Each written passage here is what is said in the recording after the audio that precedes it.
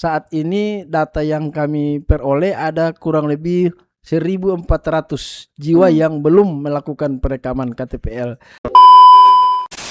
Untuk mengurus admin untuk ODGJ itu ada begitu Pak. Nah itu bagaimana mekanismenya, seperti apa begitu Pak?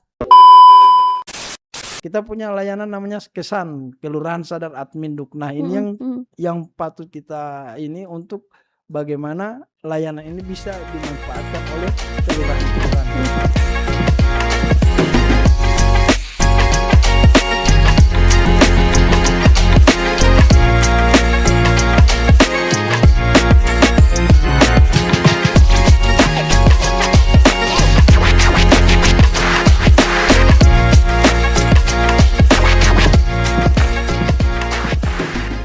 Hai Tulondalo, berjumpa kembali bersama saya Elma Wijaya dalam podcast Kota Gorontalo Bisa Bincang Santai. Spesial pada hari ini kita sudah kedatangan tamu spesial kita, ada Pak Yusrianto Kadir SEM Akdev selaku Kepala Dinas Dukcapil Kota Gorontalo. Assalamualaikum Bapak. Waalaikumsalam warahmatullahi wabarakatuh. Apa kabarnya Pak? Alhamdulillah sehat walafiat. Kesibukannya saat ini bagaimana Pak? Apa saja yang saat ini lagi sedang ditangani? Begitu. Baik, jadi alhamdulillah di Dinas Dukcapil Kota Gorontalo ada beberapa langkah-langkah yang dilakukan dalam rangka khususnya untuk mengentaskan warga yang belum melakukan perekaman KTPL, kemudian juga terkait dengan aktivasi identitas kependudukan digital bagi seluruh warga Kota Gorontalo. Oke, kalau untuk warga-warga yang belum itu gimana Pak, untuk bagaimana mereka bisa mendapatkan pelayanan atau informasi-informasinya? Baik, jadi terkait dengan warga yang belum melakukan perekaman KTPL itu, saat ini data yang kami peroleh ada kurang lebih 1.400 jiwa yang belum melakukan perekaman KTPL. Jadi target kami insya Allah kami bisa mencapai 95% atau 99%, bahkan mungkin kalau 100 mungkin tidak mungkin, dan kita akan optimalkan bagi warga yang belum melakukan perekaman KTPL. Ada beberapa langkah. Yang pertama tentunya kami melakukan perekaman mobile di kelurahan-kelurahan, dan alhamdulillah pemerintah Kota Gorontalo dalam hal ini Pak Wali Kota dan Wakil Wali Kota melakukan silaturahim dengan warga kelurahan se-Kota Gorontalo.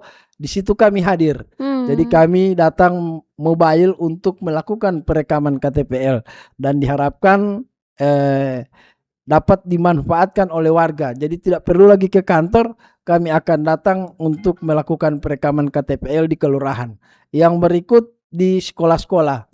Jadi siswa-siswa SMA, SMK, SMA itu kami akan lakukan perekaman KTPL secara mobile di sekolah tanpa mereka datang ke kantor. Oke. Kalau dibilang tadi ada 1.400 jiwa begitu yang tercatat ada belum melakukan perekaman ya Pak ya. Sebetulnya kalau Bapak sudah melihat di lapangan, ini apa yang menjadi kendalanya Pak?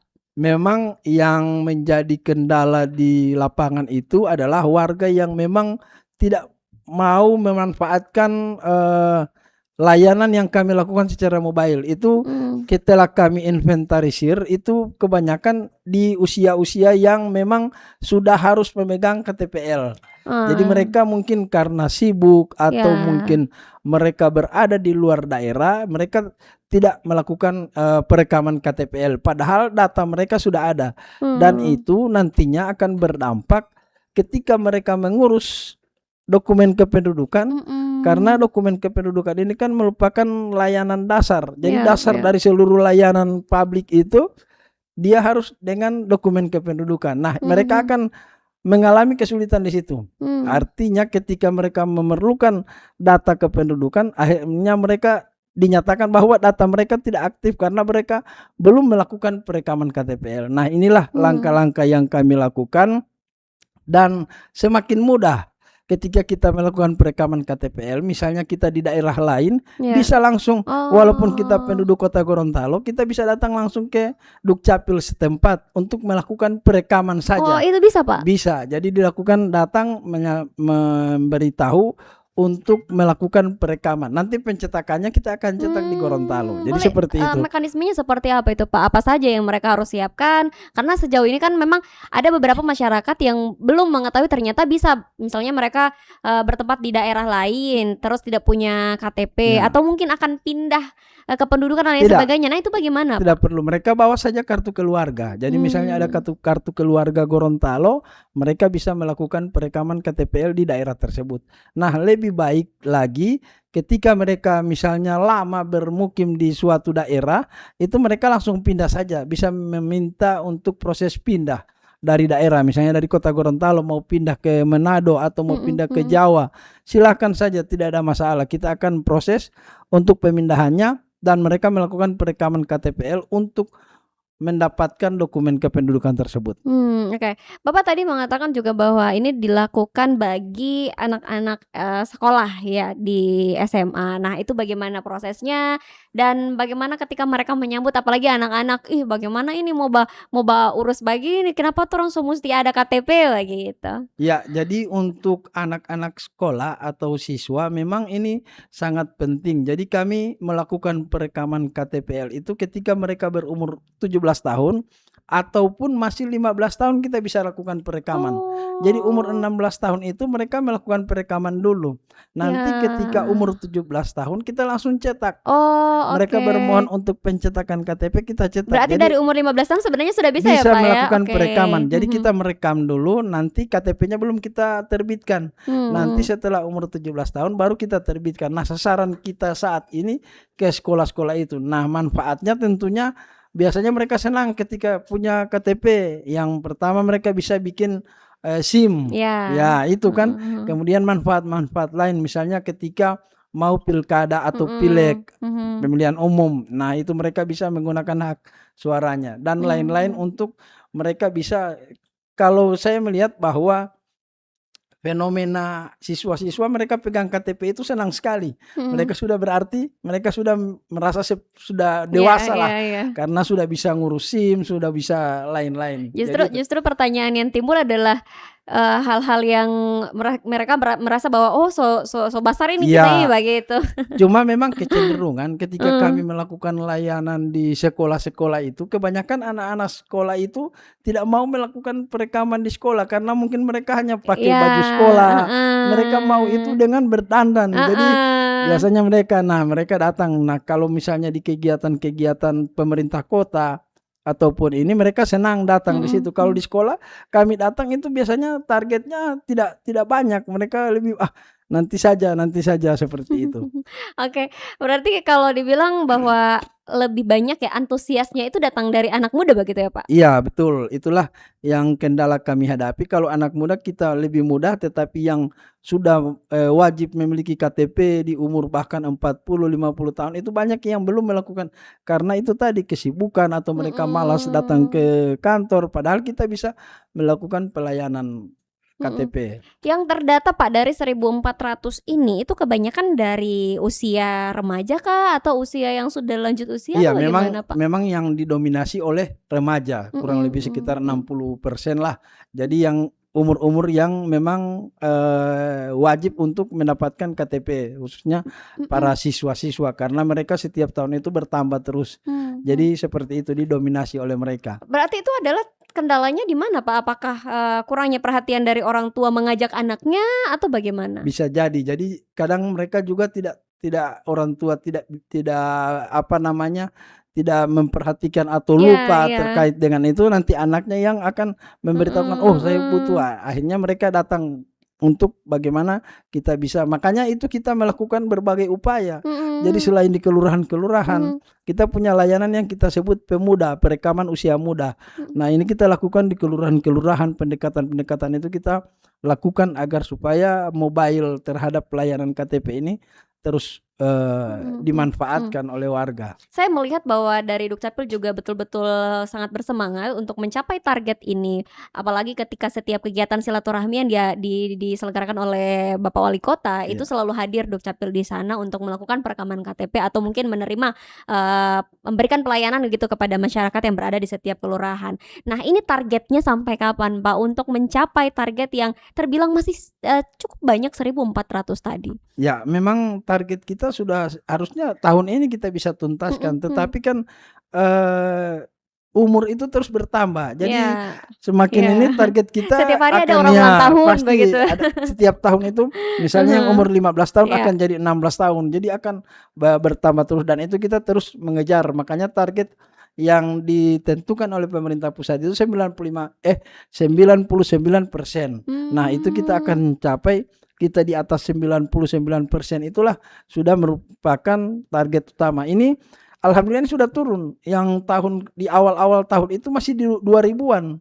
2000-an yang belum melakukan perekaman. Akhirnya kami saat ini kurang lebih 1.400-an. Kita akan terus mengejar itu untuk sampai minimal, memang kalau berpikir di kota seperti ini tidak akan ada sampai 100% lah. Tetapi kita akan mencapai, berusaha bagaimana target 99% itu kita tetap akan dapatkan. Oke, Pak.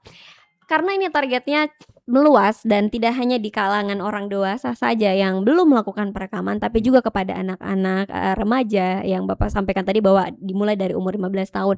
Nah, bagaimana, Pak, untuk menyampaikan kepada mereka edukasi begitu terhadap ini kan di zaman sekarang tuh marak dengan penipuan online, apalagi penggunaan KTP. Kalau saya melihat saat ini, Pak, ada banyak pinjaman-pinjaman yang sudah dilakukan oleh beberapa masyarakat begitu di media sosial, ketika tidak dilunaskan mereka upload foto KTP. Nah, bagaimana tanggapan Bapak terkait itu? Iya, ini memang sekarang ini cukup gencar-gencarnya banyak penipuan online. Kami terus berupaya bagaimana mensosialisasikan. Jadi setiap kita melakukan perekaman di sekolah maupun di kelurahan-kelurahan itu kami terus berupaya untuk bagaimana warga itu sadar akan keamanan data pribadinya.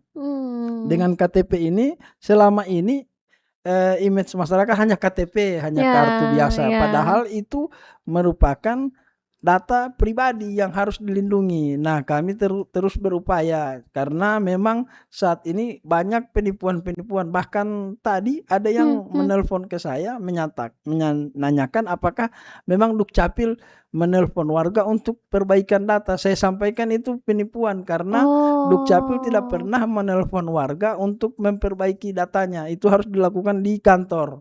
Nah, inilah hal-hal yang perlu kita pahami dan kita sadari bahwa penggunaan KTP itu harus benar-benar dimanfaatkan dan tentunya disimpan.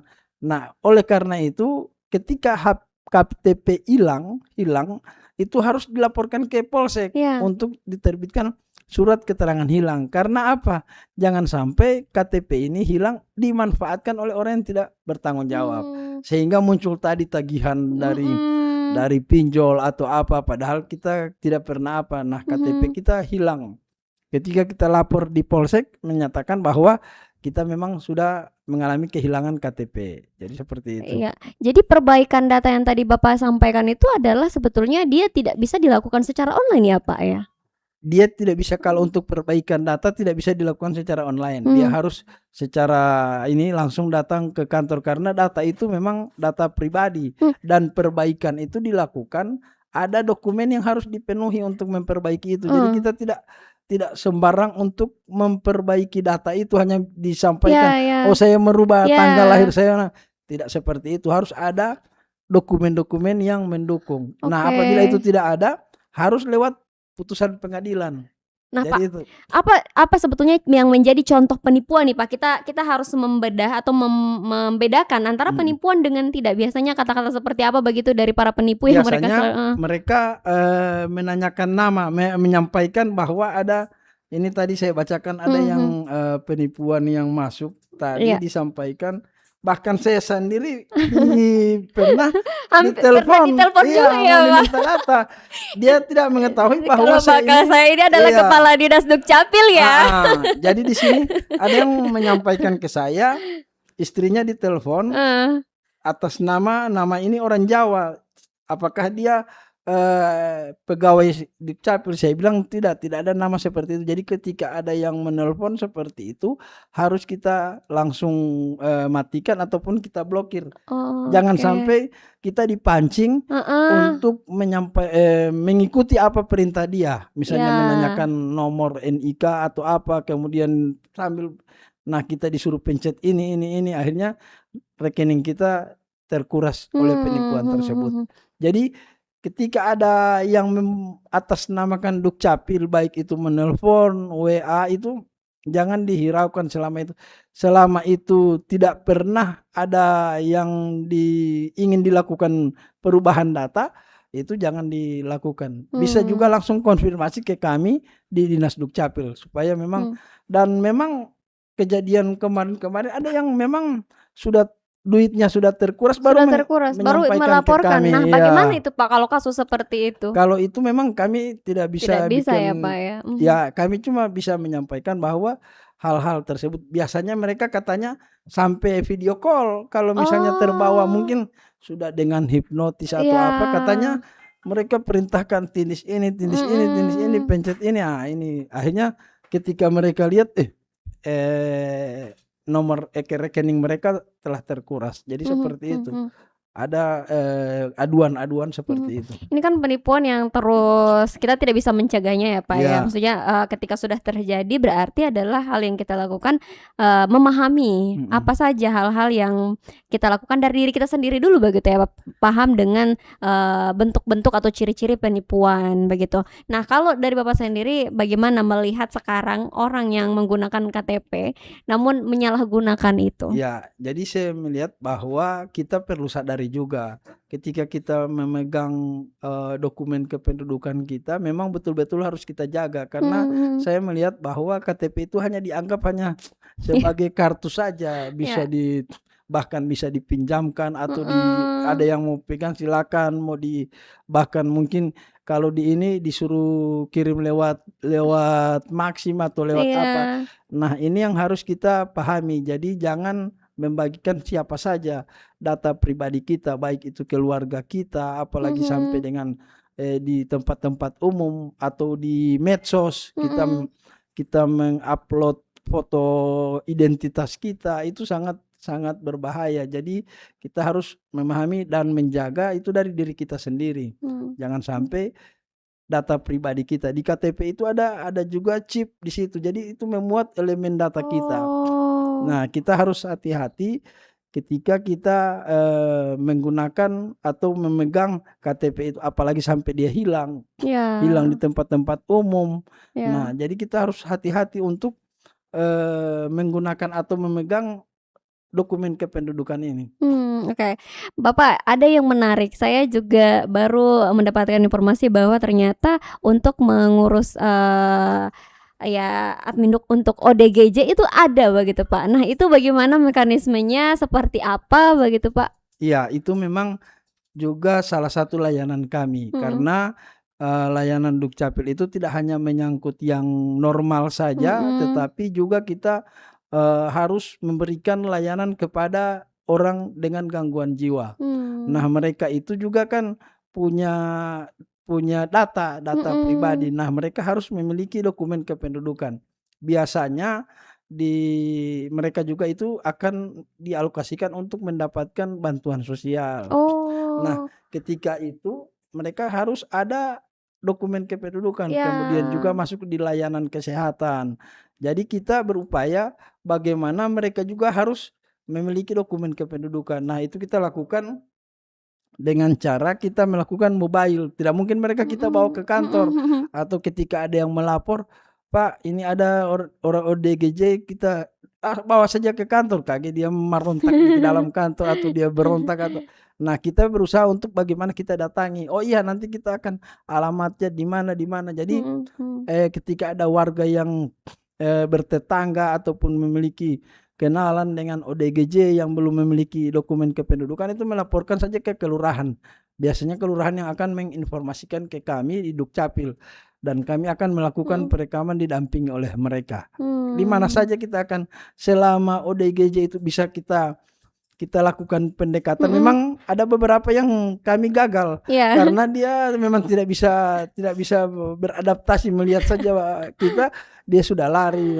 Pasti Tapi sangat ada kesulitan ya, ya Pak ya. ada yang memang bisa kita ambil dengan ini. Bahkan kita pernah melakukan perekaman di jalan karena ODGJ-nya tidak mau ke rumah.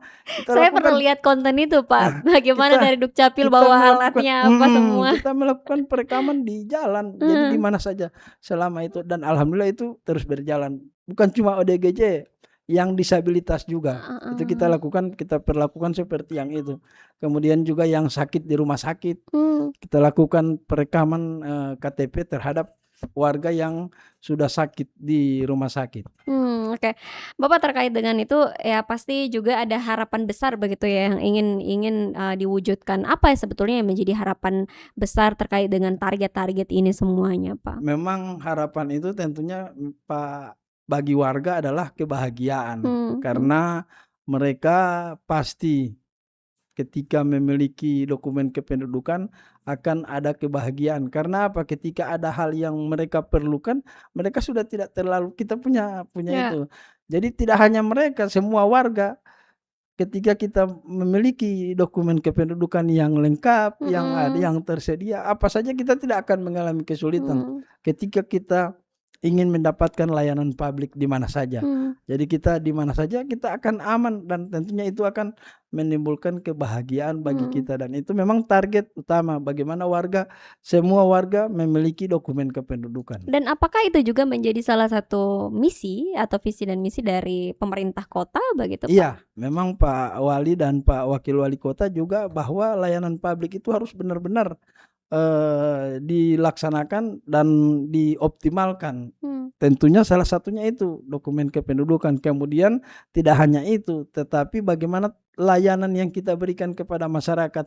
Tentunya mereka harus benar-benar menerima layanan itu. Ini kan gratis. Nah, layanan Dukcapil itu gratis. Ini yang perlu kita optimalkan supaya masyarakat ketika memiliki dokumen kependudukan itu ingin melakukan perubahan dan ingin memiliki. Tidak ada setengah mati mau urus ini atau agak ribet pengurusannya. Tidak, kami di Dukcapil siap selalu untuk melakukan pelayanan administrasi kependudukan. Oke. Bapak tadi juga mengatakan bahwa ini juga disediakan di setiap kegiatan silaturahmi. Selama dalam kegiatan silaturahmi ini sudah di titik ke-30 ya? Iya. Di sekitar 30 berjalan, sudah ada tidak Pak yang masyarakat memanfaatkan itu di setiap kelurahan? Ada, alhamdulillah dari data yang kami peroleh itu sudah sekitar 100 lebih lah yang yang melakukan perekaman KTPL di lokasi-lokasi itu. Makanya kami tetap terus mengoptimalkan. Alhamdulillah ini fasilitas yang dimanfaatkan oleh masyarakat. Dan akhir-akhir ini memang di beberapa kelurahan terakhir ini cukup banyak juga yang datang untuk melakukan perekaman KTPL dan memanfaatkan layanan yang ada begitu ya Pak ya. Oke, Bapak terkait dengan penggunaan identitas atau KTP ini kan penting sekali bagaimana mereka juga bisa merawat dan menjaganya. Selain itu, ketika ini KTP mereka rusak Pak, bagaimana untuk melakukan perbaikan atau mengganti begitu Pak? Ya, jadi untuk pergantian KTP atau belangko KTP itu untuk yang rusak memang kita akan ganti. Jadi ketika KTP kita misalnya sudah kabur ataupun sampai dengan patah KTP-nya, itu bisa dilakukan pergantian di kantor Dukcapil. Persyaratannya sangat mudah. Ketika itu dia rusak, bawa saja yang rusak di kantor, kita akan cetak yang baru. Walaupun misalnya rusaknya itu sudah misalnya ada dicuci dalam mesin cuci, itu kita bawa saja kerusakannya itu akan bukti bahwa kita melakukan pencetakan KTP itu karena alasannya rusak. dan Oh, jadi harus tentunya dibawa Pak yang lama? iya, dan tentunya ini harus dilakukan secara sendiri yang bersangkutan, jangan Mmm, dititip-titip. Sekali lagi saya sampaikan itu mhm, kan data pribadi yang harus mhm. dilindungi. Jadi bukan hanya, tolong suruh cetak kamari dulu di Dukcapil." Nah, tidak seperti itu. Jadi harus Mmm, datang langsung untuk bagaimana KTP itu bisa kita cetak yang baru. tapi bagaimana Pak dengan ada beberapa orang yang ketika mereka itu kehilangan, KTP-nya dan menggunakan jasa orang lain, mungkin menjadi kepercayaan dari, eee, keluarga atau orang tua dari mereka untuk membuat yang baru. Nah Kita untuk mengantisipasi, hal-hal yang tidak kita inginkan, kita mintakan surat kuasa. Jangan oke. sampai ketika, itu dilakukan ada komplain bahwa, bukan dia yang melakukan, Ya, yang ya, menyuruh atau jadi kita harus, meminta surat kuasa dari yang mengurus itu. Oke. Jadi Bapak hal-hal seperti ini adalah, betul-betul untuk melindungi data-data Iya, yang dari setiap masyarakat iya, atau setiap, individu ya, Pak, ya. iya, Nah, bagaimana kalau semisal juga di zaman sekarang ini kita tidak tahu ada tiba-tiba ada link penipuan begitu, Pak, bagaimana agar kita juga tidak mudah tergiur dengan menggunakan identitas kita, Pak? makanya tadi kembali ke Mhm, diri mhm. kita, kita harus waspada ketika ada link-link yang masuk itu, dan itu kebanyakan didominasi Iya, oleh link-link yang kita di medsos-medsos. Nah, ini heeh. yang kita harus waspadai. Ketika link itu mau minta data kita, tentunya kita sudah harus harus berpikir curiga dulu. Iya. Tidak mungkin link meminta data kita, sampai meminta foto KTP kita, dan ya, nah inilah yang harus, hal-hal yang harus kita perhatikan. Nah, dari diri kita sendiri saja Mhm, untuk mhm, bagaimana mhm, kita harus, bijak untuk melihat apakah ini penipuan mhm. ataupun ini tidak. Ini yang harus kita, lain halnya dengan misalnya ada sensus yang dilakukan, kan Mhm. seperti itu. Jadi kita bisa melihat, tapi kalau link-link seperti itu yang perlu kita curigai. Mmm, Bapak, ini kan pasti ada target di setiap kelurahan-kelurahan ya, Pak, ya. Kalau di target-target yang dilakukan setiap kelurahan sejauh ini, adakah yang terbilang kelurahan yang mungkin masih sangat sulit untuk disentuh oleh dari Dukcapil? Iya, memang itu ada. Kita punya data data target per kelurahan yang belum Mhm, melakukan mhm. perekaman KTPL atau yang belum memiliki dokumen-dokumen kependudukan. Nah, ini yang harus kita intervensi dan Iya. kita terus melakukan.